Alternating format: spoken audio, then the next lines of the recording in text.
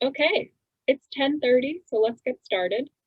Hello, everyone, and welcome to the 17th Annual Town History Series. I'm Jill Pikett-Roy, Archivist and Special Collections Librarian for the Sagadahoc History and Genealogy Room at Patent Free Library. Peter Goodwin started the Town History Series back in 2005 to bring together history lovers from our 5 member communities: Arousic, Bath, Georgetown, West Bath, and Woolwich. Now in its 17th year, I'm so proud to be carrying on the tradition. For the first time, we're presenting the full series virtually on Zoom and live, if all goes well, on Bath Community Television. The Town History Series is hosted jointly by Patent Free Library and Bath Historical Society. I'd like to thank our financial sponsor for this event, White Mountain Wealth Management of Raymond James, as well as our presenters and their local historical societies. The 17th Annual Town History Series is dedicated to the memory of Russell Malone and Dr. Charles Burden, who passed away late in 2020. Russell was a patent-free library corporator since 2009 and a volunteer in the history room. Charlie Burden was an avid collector and historian who made countless contributions to our local history. Both men are representative of the amazing level of knowledge, professionalism, and public spiritedness that favors this wonderful community, qualities that the Town History Series celebrates year after year. Now I have a few technical details to go over. We will conduct a question and answer session at the end of the presentation using Zoom's Q&A feature. Please feel free to type in your questions at any time. If you need to communicate with me or my co-host, Jack Martin, about audiovisual issues, please use the Zoom chat function. If we don't answer your questions today, or if you would like to discuss the presentation further, we will hold an informal follow-up session with the speaker on Friday, January 22nd at 4 p.m. If you haven't registered to receive a link already, you need to do so on our website in order to participate in that special session. So I'm a new face to many of you, but I have been hanging around the local research community for a couple of years now. Today's speaker is one of the first people that I got to know when I came to town, and I feel so lucky for that. He has been generous in sharing his knowledge of local history and maritime history with me, as well as many others over the years. Nathan Lipfert is Curator Emeritus of Maine Maritime Museum and a past president of Bath Historical Society. Today, he will give the presentation for Bath. Nathan, thank you very much for being here. Thank you, Jill. My pleasure. I will launch right into it, I guess. Those who have spent any time in Bath are aware of this building, which many of us called the post office when we were younger. When it was built in the 1850s, it was called the Custom House. And many today call it the old Custom House, although the post office always occupied at least half of the building. Today, you can still walk in the north door of the Custom House, go up the cast iron stairs, and cross the hall towards the custom room door, just as a shipmaster or shipyard owner might have done 100 years ago. It's very quiet there now. What was the point? What happened in this building? We get a description of the building's atmosphere from a surprising source. Nathaniel Hawthorne never worked at the Bath Custom House, but he did work at the Custom House for the Port of Salem, Massachusetts, from 1846 to 49. He was appointed by President Polk. From his personal experience as surveyor, which is a fairly responsible position, he wrote a wonderfully cynical and funny essay called The Custom House as an introduction to his novel, The Scarlet Letter, which was published in 1850. Hawthorne provides a wonderful word picture of the people we might see in the custom house. The sea-flushed shipmaster, the careworn merchant shipowner, the smart young clerk, the outward-bound sailor, the recently arrived injured sailor. He says, quote, "On ascending the steps, you would discern a row of venerable figures sitting in old-fashioned chairs which were tipped on their hind legs back against the wall. Oftentimes they were asleep, but occasionally might be heard talking together, ill voices between a speech and a snore, and with that lack of energy that distinguishes the occupants of almshouses and all other human beings who depend for subsistence on charity, on monopolized labor, or anything else but their own independent exertions. These old gentlemen were custom house officers." Close quote. You also see the quote that's on the screen there.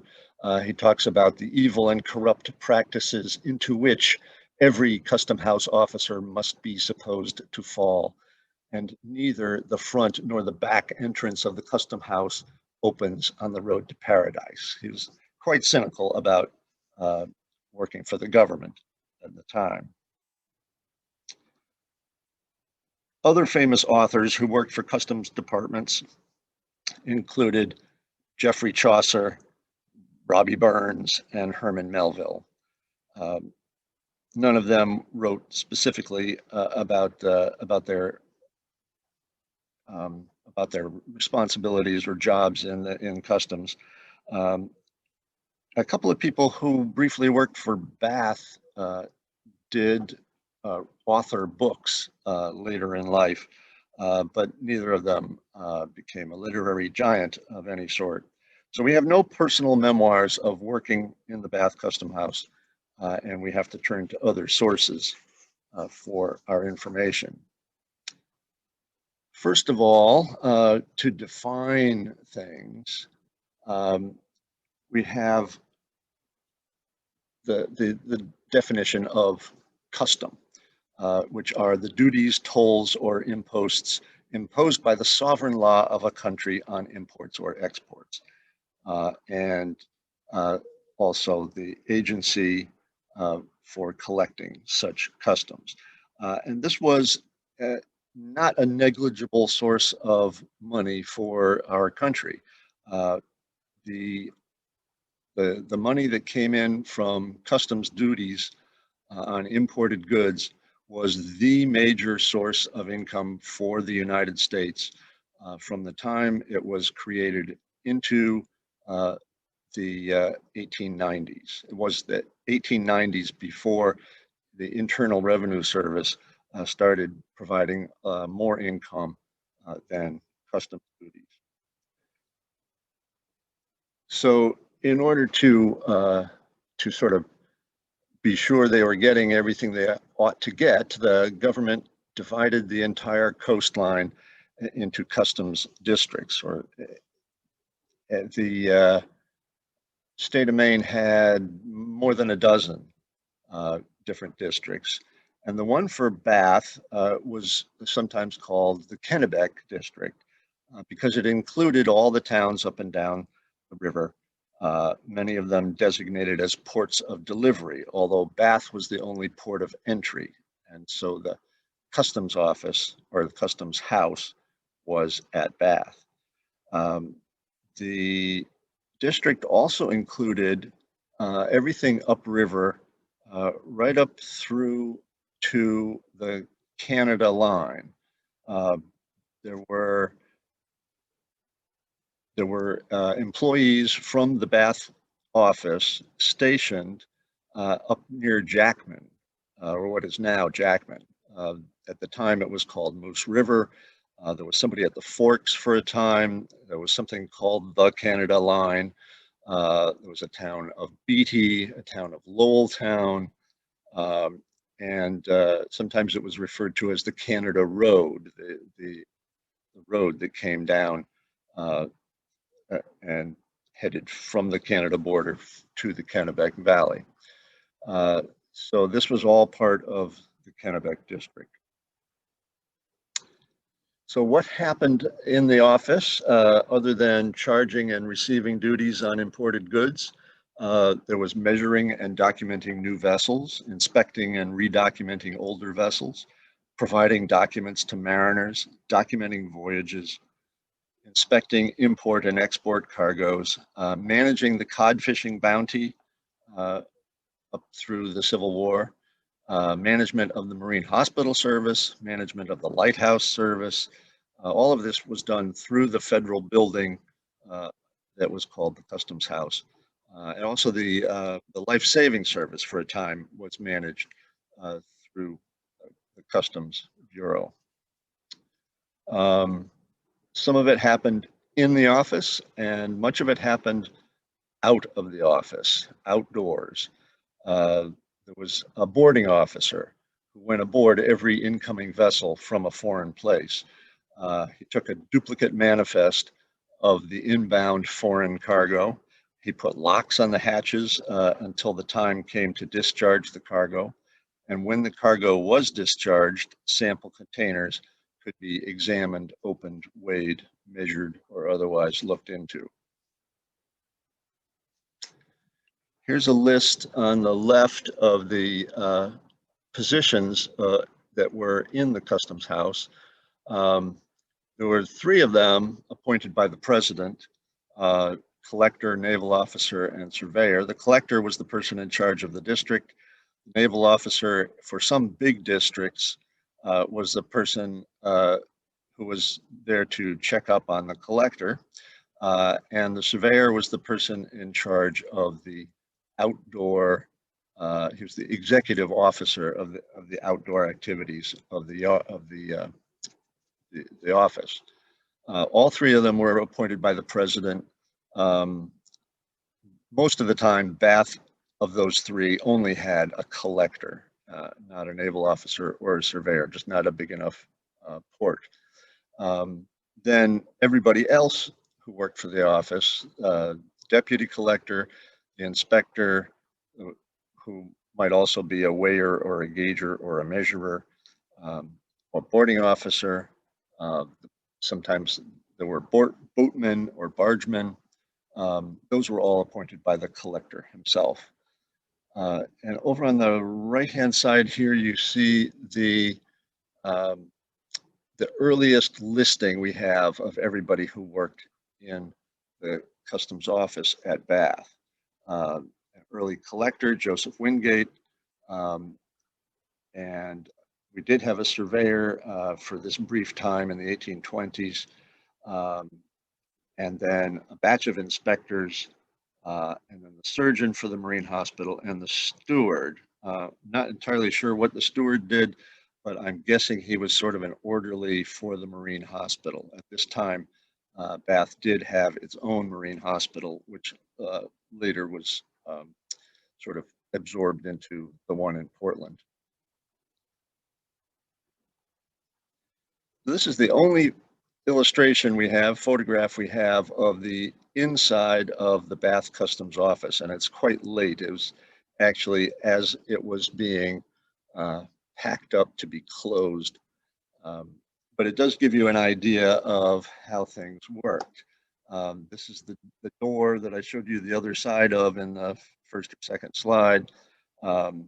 The customers would come through this door, and then they'd be sort of enclosed in this U-shaped counter that has all of its literally 100 drawers on the outside that are each filled with a different form that might be needed in the customs office. And some of the drawers are covered with tambour slides over here on the right that can be locked so that things can be kept secure. All those many documents were used for a variety of purposes, documenting voyages, where you had manifests, crew agreements, seamen's health books, health certification, well, bills of health, an entrance form or a clearance form, and passenger lists. Well, there's a few passenger lists for Bath, but it was not a port where a lot of passengers arrived from other countries.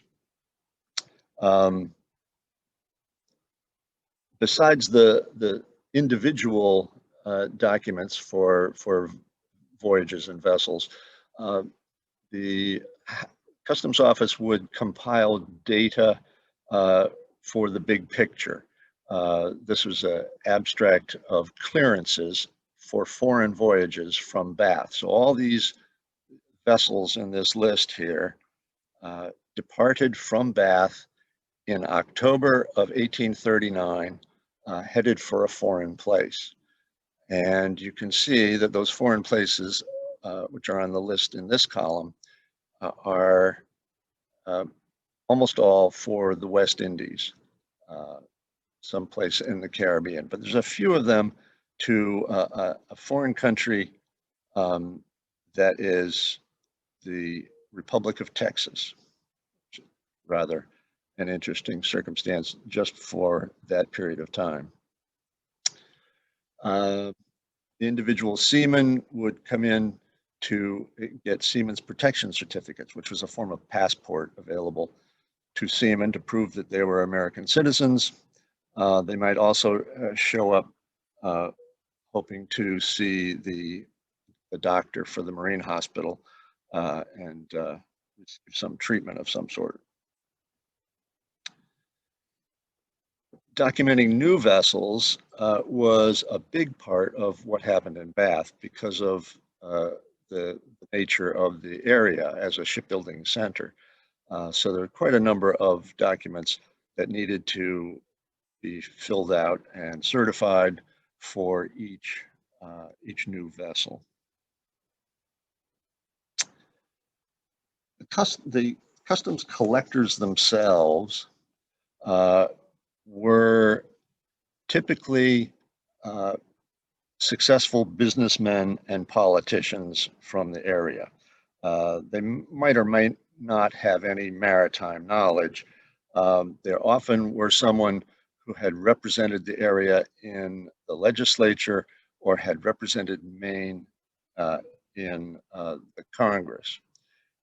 They were political appointments lasting only 4 years or until a new presidential election. Some of them lasted longer than the 4 years because the same party stayed in power, but it was definitely politically related. And the income was substantial from these guys. This was a job that you wanted to have. It was a nice government job where the pay was dependent on the fees that were charged for various services that the office rendered. It was nothing to be sneezed at. In 1831 and 1832, General William King made over $2,000 as collector of the office at Bath, which was $2,000. A lot of people in the 1930s that weren't earning $2,000. So a pretty good job as these things went. I'll give you some examples of earlier collectors. One was this fellow Joshua Wingate.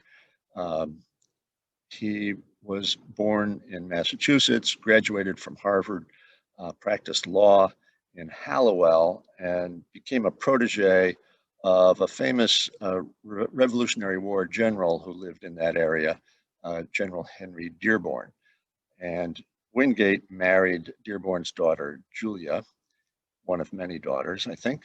And when Dearborn became President Jefferson's Secretary of War, he brought Wingate with him for a position in the War Department. In 1805, Wingate's brother-in-law, married to another daughter of Dearborn, a guy named Dudley Hobart, was appointed collector of customs at Bath by Thomas Jefferson. When Hobart died a year later, Jefferson appointed Wingate to fill the position, presumably at Dearborn's recommendation. Wingate remained collector from 1806 through 1819, the challenging years when the embargo, the Non-Intercourse Act, and the War of 1812 happened. During the embargo, part of the job was to keep local vessels in, and Wingate was responsible for outfitting and manning an armed cutter that patrolled the river. Some customs districts employed armed troops at this time, but I think not Bath. Wingate is believed to have built the chest that you see in the picture here, large enough to contain all the records of the customs office at that time, and used once for carrying the records out of town when it was thought that the British were attacking in 1814.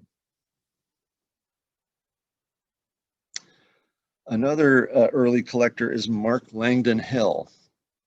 This is the man from Phippsburg whom the Spite House was built to spite.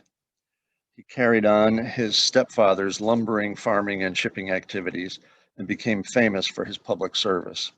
He was a postmaster, special justice, judge of the common pleas, and chief justice of the Court of Sessions, all by the age of 40.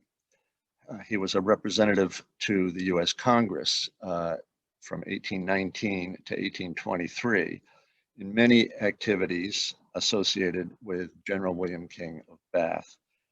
Influential in arranging for the separation of Maine from Massachusetts, he suffered politically from the local unpopularity of the Missouri Compromise.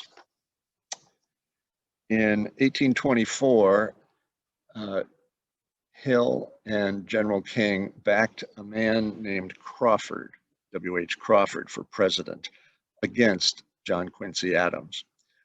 Hill was appointed collector for the Port of Bath to replace Joseph Wingate, a brother of Joshua that we just mentioned.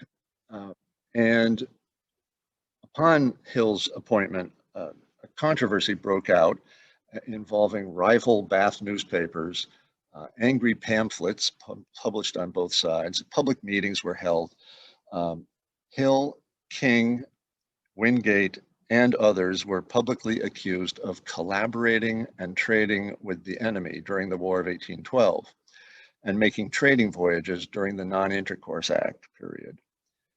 When accusations reached the president, by that time John Quincy Adams, he appointed a committee to investigate, and the committee came to Bath. Can you imagine a presidential committee arriving in Bath, setting themselves up at the Bath Hotel, and hearing witnesses and testimony.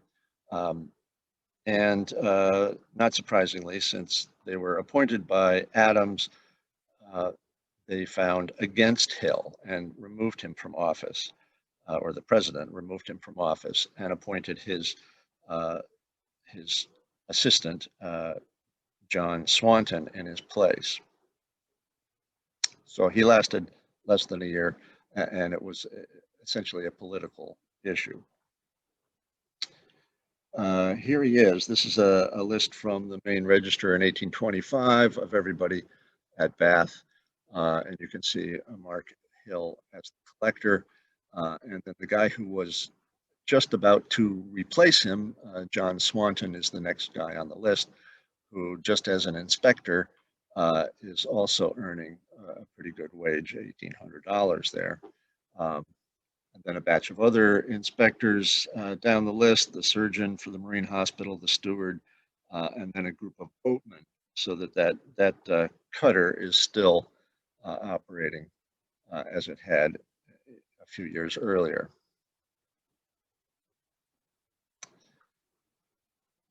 William King's story is a big one. People have heard of him, of course, as the first governor. He is one of the better known characters in Maine history and certainly in the history of Bath. He's credited with building many vessels in Topsham, Brunswick, Bath, and Woolwich. But by the time he became collector in 1829, he had not built a new vessel or become managing owner of a new vessel for 14 years. Uh, and that was an issue. Collectors were not supposed to own ships or be involved in the building of ships um, as a conflict of interest. When he moved to Bath in 1800, he had opened a store, built wharves and warehouses, bought other wharves and warehouses. He was active in the shipping and trading business, owned a great deal of real estate, and opened Bath's first bank. He represented Bath in the Massachusetts legislature. He was conspicuous as a military man, uh, Major General of the Maine Militia, very active during the War of 1812. He was known for the rest of his life as General King. And when he was asked a few days before he died how far his 1812 command extended, he said, well, from Portsmouth to the end of the arrangement. Influential in the political actions that separated Maine from Massachusetts in 1820. Of course, he was elected Maine's first governor, and a heroic statue of him is one of the two main statues in the U.S. Capitol building. And you can see his compensation here is quite substantial. And interestingly, he is both collector and deputy collector. And since the deputy collector is appointed by the collector, he, as collector, appointed himself as deputy collector and presumably drew a salary for both positions. Very, very sure of himself. And this is the building. We were lucky to have a photograph of the building that I believe he caused to be built. It was the building for the bank that he established on the corner of Front and Center Streets. And when he became collector in 1829, the collector's office was his office upstairs in this building. And even after he left the collectorship in 1834, the federal government maintained the office here as the customs office until 1858, when the new building was completed. Another story about appointments of collectors is the one where we know what the choices were. In 1905, the local paper published an article about the candidates for the collectorship. And they're an interesting group of guys. These four gentlemen, obviously some facial hair is important at the time. George Moulton on the left was 65 at the time. He was the present collector. He had been the collector since 1897. He managed a foundry and engine works in Bath. He had served in the city council and as a mayor of the city and was a Republican. William Rogers was 82 at this time, was a shipbuilder, but had closed his yard a few years before, had served in the legislature and on the governor's council. I'm sure he was a Republican as well.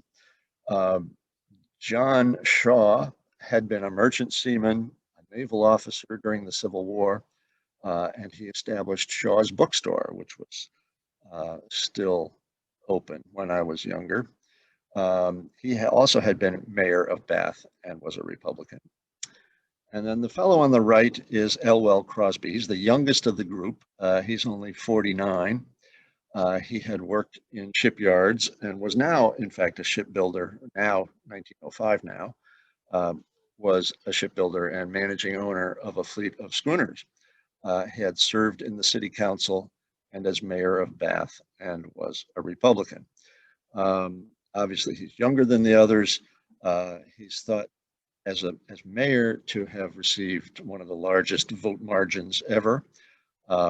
He was the guy, Crosby was the guy who was ultimately selected and appointed by the president to become the collector of customs. And he ended up being the last collector of customs for the Bath district. And he was responsible for the big changes to the building of the customs house that were made in 1911. In 1913, while he was still collector, the Bath district and all the other main districts were merged into the Portland district, so that Portland had the only collector in the state, and everybody else had a deputy collector, and very few other employees. So an interesting aspect of this is whether these men owned shares in vessels, which was, as I said, forbidden for customs employees. Looking in the city of Bath's ship share books, uh, we learn that George Moulton owned shares in many schooners until he was appointed collector, when suddenly his wife Fanny owned shares in many schooners. Elwell Crosby and his wife Alicia owned a few shares individually, but sold them when he became collector. He was, as I said, he was manager of a fleet of schooners at the time, uh, but that was turned over, that management was turned over to a new company called the Crosby Navigation Company, which he had no connection with on paper, at least. Um, so um, then thinking about employees other than the collectors themselves, um, this is a nice list of inspectors from 1849. Um, sorry, we're jumping about a little bit in time, but um, that's the way I'm doing it. The we do see a collector here, this fellow in the picture, John Humphreys. I want to mention him briefly because he's chiefly remembered in Bath for not bringing his family to live in Bath while he was collector, because he was from Brunswick and his family stayed in Brunswick, even though he was married to a woman from Bath, and some of his children in later years came to live in Bath. Um, but and it's not clear how much time he himself spent in Bath. He was only required as collector to live in the district, which Brunswick was a part of. Uh, so he's an interesting character. Became a shipbuilder while he was collector, uh, and probably just after. And then the next person on this list, Benjamin Randall, um, is became the collector himself later in 1849. Then also we see on this list three people, Edward Neely, James Wakefield, James Nichols, uh, who were all collectors in waiting. All of them became collectors later on in their careers. So this was um, by the middle of the 19th century, this was becoming sort of a career choice. You could possibly come to work for the collector's office, customs office, and work your way up, as it were.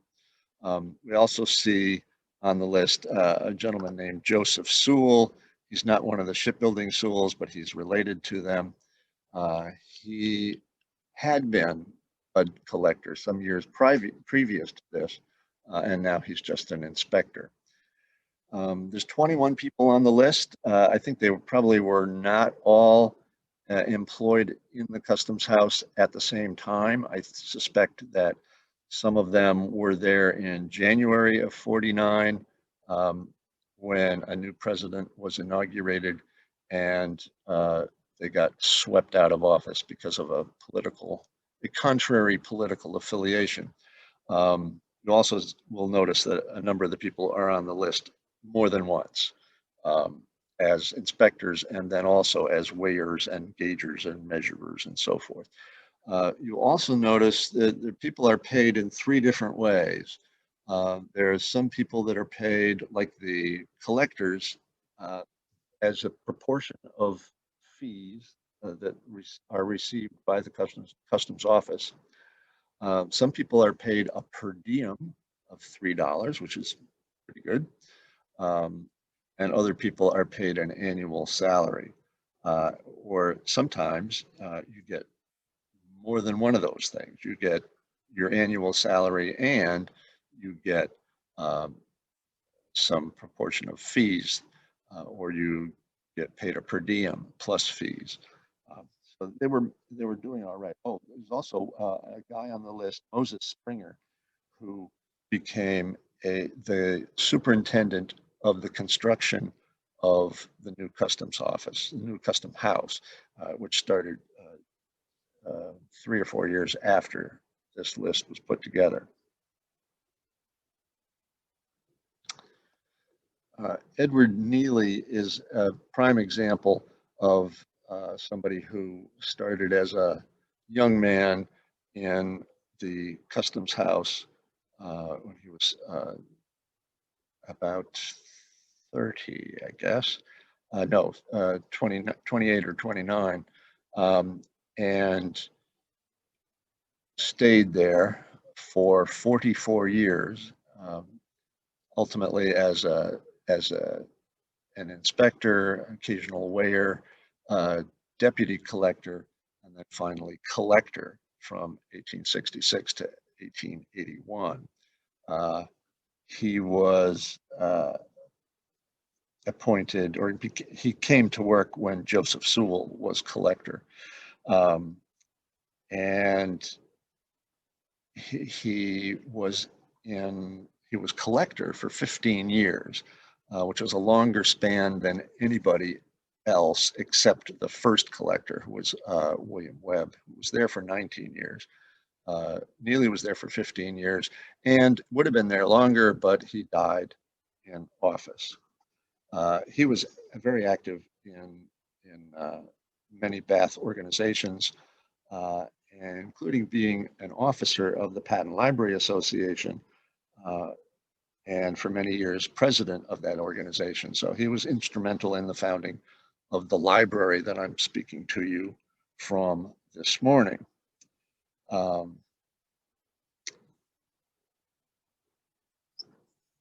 Again, jumping around in time a little bit, this is 1867, list of officers of customs. I'm showing you this list to show you that some of the people are not stationed at Bath. They are living and working in other towns, ports of delivery around the district, which in 1867, there's not a lot of foreign voyages coming to Bath or to anywhere in the district. So presumably they're working mostly in shipyards, measuring new vessels and documenting new vessels, which were being built in all of these outports. And then you also see folks down at the bottom of the list, North New Portland and Moose River. Those are places in the far north at the other end of our district. You'll notice in a famous name on the list here, locally famous, General Thomas W. Hyde, at that time owner of the Bath Iron Foundry, which had not yet taken the name of Bath Iron Works, but also serving as an inspector at Bath.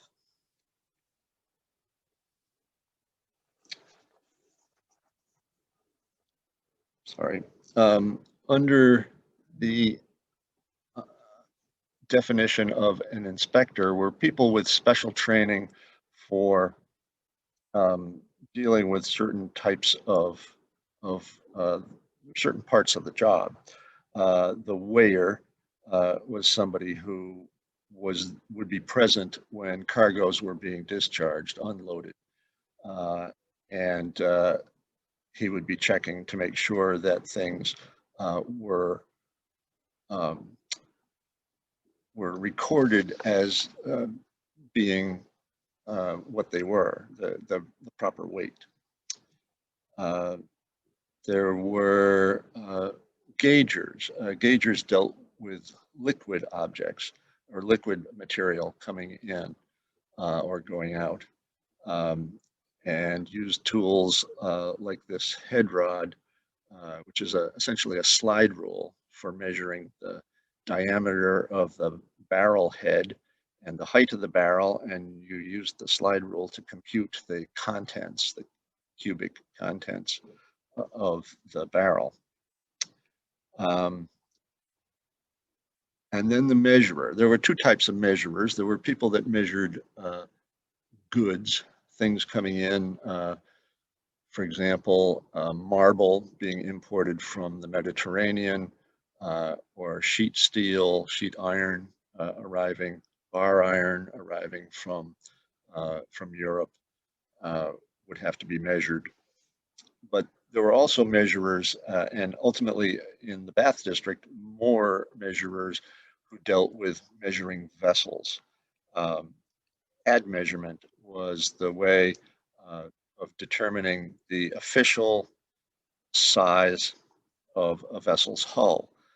And after 1868, after 1865, vessels were measured very carefully on the inside so that the actual volume of the hull could be properly computed.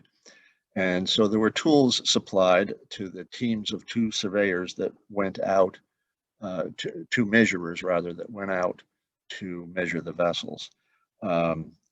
These sliding rods were provided for taking the depths with a guide and a clamp so that they may be secured in a perpendicular position between the kelson and the deck. And there was these tape measure rods for taking the breadths in the hold, which are beyond the reach of the measuring officers. Two rods are needed, each as long as necessary.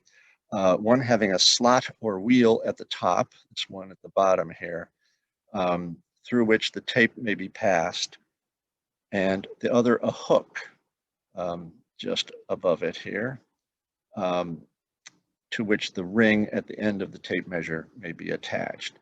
So you have one guy holding each one of these to measure the breadth, the width of the hull at some specific point far above their heads.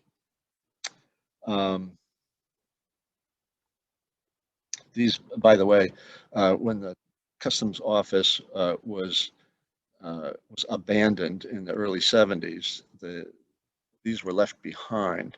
And when the post office got out of the old building a few years later, they gave us these things, which they didn't know what they were, gave Maine Maritime Museum these objects, which we have finally found described in a book of customs regulations.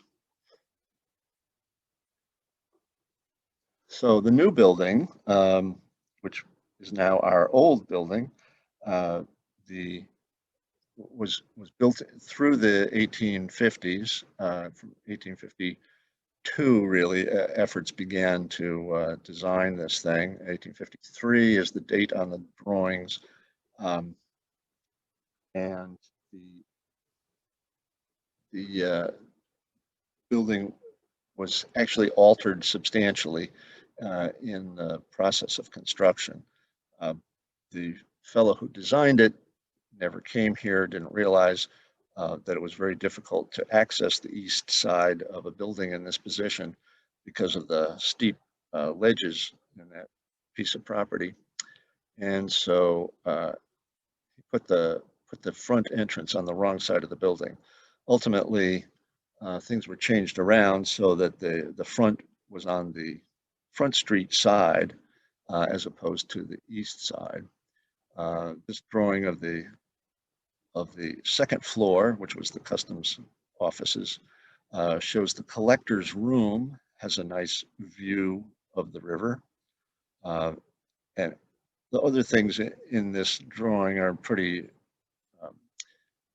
vague, and it's not certain that any of this was exactly the way the building was built to begin with. There's a stairway, for example, on the west side that would have been right inside the entrance down below. So I suspect it was never put in this place, and it may in fact have been put in the just inside the north door, which is where it is today.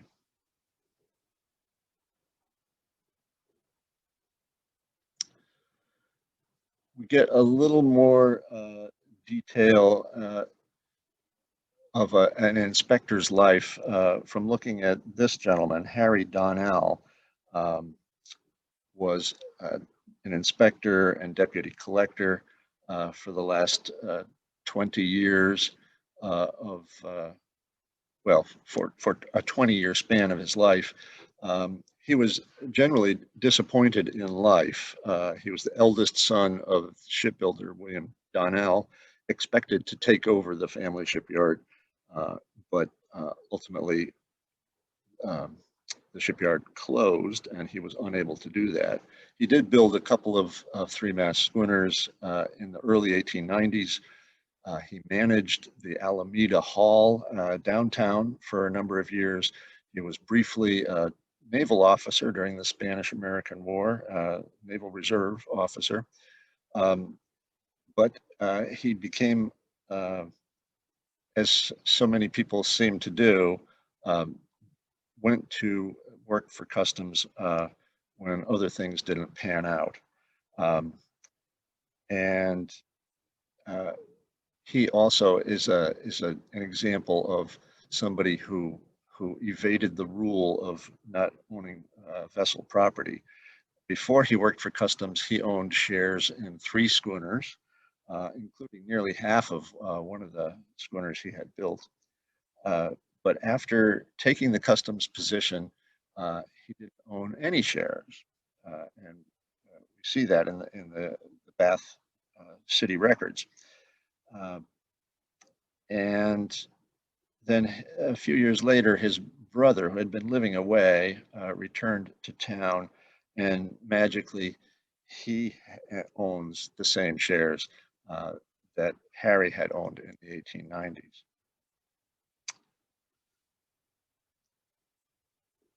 So today we can still see the stairs that Harry Donnell went up every day for 20 years, and the room that he worked in, or at least after it was, as it was after 1911. And generally, the duties of the customs officers contracted in the 20th century. Fewer vessels being built on the Kennebec, fewer voyages to and from the district.